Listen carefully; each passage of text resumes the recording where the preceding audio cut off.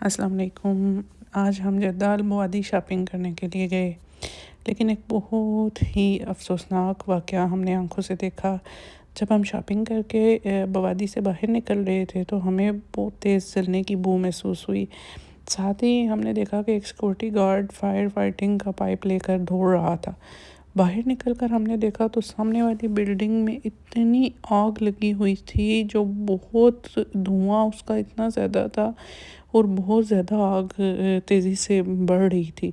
ہم نے دیکھا کہ وہاں بہت سے لوگ جمع تھے، بٹ میں کہتی ہوں کہ واقعی یہاں کی حکومت اور یہاں کے اصول اتنے اچھے ہیں کہ فوراً سے بہت سے ریسکیوز یہاں پہنچ گئے، فائر فائٹرز موقع پر پہنچ گئے۔ میں تو دعا کرتی ہوں کہ کوئی جانی نقصان نہ ہوا ہو، لیکن یہ افسوسناک واقعہ اپنی آنکھوں سے دیکھ کر دل بہت اداس ہوا کہ نہ جانے کتنا نقصان ہوا ہوگا۔ اللہ نہ کرے کوئی جانی نقصان نہ ہوا ہو۔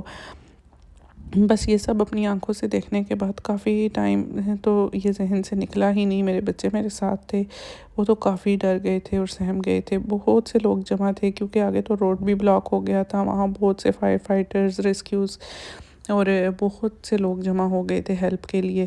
آپ دیکھ سکتے ہیں کہ آگ بہت زیادہ لگ چکی تھی۔